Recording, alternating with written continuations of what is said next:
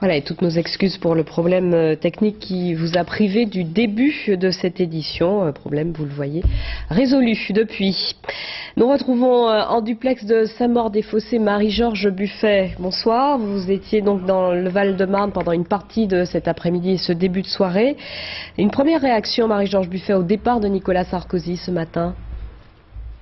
Écoutez, d'abord, il était temps qu'il parte parce qu'il mélangeait quand même ministère et candidature à la présidentielle.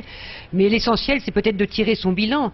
Il est venu en disant qu'il allait régler les problèmes d'insécurité et en fait, il a cassé la police de proximité, il a stigmatisé une partie de la jeunesse, il a fait en sorte qu'une partie de la population s'oppose à la police nationale.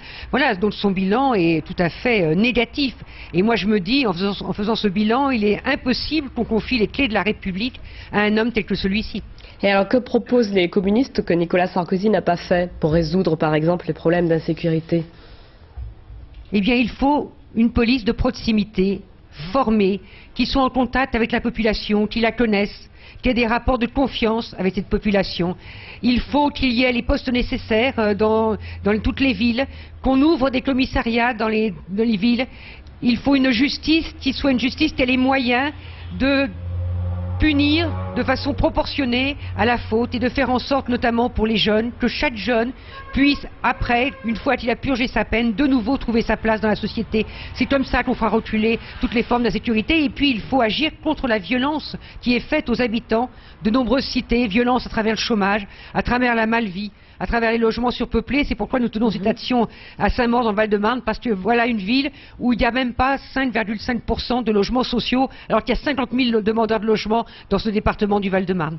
Marie-Georges Buffet, quelles sont les chances de vos électeurs de voir appliquer ces propositions et votre programme? On constate que dans les intentions de vote, vous plafonnez à 1,5-2%. Non, c'est pas tout à fait exact, mais peu importe le niveau. La question, c'est que les sondages, ce sont les sondages, et puis ensuite, il y a ce que les électrices et les électeurs mettent comme bulletin dans l'urne, et on a encore toute la campagne qui va se dérouler dans les jours qui viennent. Moi, j'ai envie de dire aux hommes et aux femmes de gauche, réfléchissez. Qu'est-ce que c'est que le vote utile à cette élection présidentielle? C'est pas de faire ce qu'ils veulent vous faire faire, c'est-à-dire essayer de vous faire choisir celui que vous allez prendre pour éliminer Sarkozy. Tout sauf Sarkozy, ça veut dire voter utile pour vous. Ça veut dire voter utile en votant pour la gauche populaire. Voter pour résoudre vos problèmes. Voter pour que ce vote porte vos aspirations. Ne votez pas pour le moindre mal. Ne votez pas pour le moins pire, comme diraient les enfants. Votez. Et si vous, les hommes et les femmes de gauche, font cela, eh bien cette candidature que je porte va prendre de l'essor. Et si elle est très haut le soir du 22 avril, alors la gauche, je crois, bougera, mais on battra la droite, et j'espère qu'on arrivera à une majorité de gauche porteuse d'une vraie politique de gauche. Marie-Georges Buffet, si vous ne figuriez pas on n'est pas tout à fait en meeting, mais si vous ne figuriez pas au deuxième tour et que le deuxième tour oppose Ségolène Royal à un autre candidat, quelle que soit sa tendance politique, est-ce que vous donneriez comme consigne de vote un report de vos voix vers la candidate socialiste? Mais bien évidemment, il faut que toute la gauche se rassemble au second tour, quel que soit le candidat de gauche arrivé en tête, pour battre la droite. Vous savez, quand on voit le bilan de cette droite, malgré toutes les critiques que vous formulez envers Ségolène Royal, malgré toutes les critiques que vous formulez. Mais oui.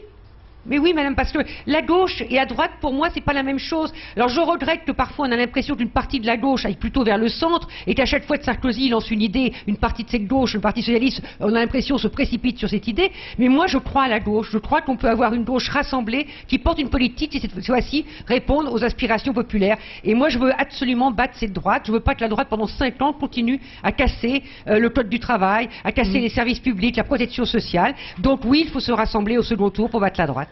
Marie-Georges Buffet, les 27 réunis ce week-end à Berlin pour célébrer le cinquantenaire du traité de Rome se sont engagés à élaborer un nouveau traité avant 2009. Vous exigez que ce traité soit totalement, traité de constitution européenne, soit totalement refondé. Comment la France pourrait peser sur les 18 pays qui ont déjà ratifié le traité et qui ne veulent pas une renégociation en profondeur de ce texte? Lorsque la consultation sur le projet de traité libéral a été lancée, Tout le monde a dit au niveau de l'Union européenne que si un ou deux pays refusaient ce traité était caduc, donc il est caduc. Aujourd'hui, nous avons 2 ans devant nous, avec les élections européennes qui vont avoir lieu en 2009. Nous avons la présidence française le 2e semestre 2008. C'est l'occasion de porter au niveau de l'Union européenne l'idée que 50 ans après le traité de Rome, il faut faire en sorte que l'Europe échappe aux politiques libérales qui ont gâché cette belle idée. Il faut faire en sorte que l'Europe se reconstruise sur une base de progrès social, de démocratie et de paix. L'Europe peut jouer un rôle important pour éliminer toutes les tensions dans ce monde. Donc pour ça, il faut lancer un grand débat citoyen dans tous les pays d'Europe. Merci Marie-Georges Buffet d'avoir répondu à notre invitation. Merci beaucoup.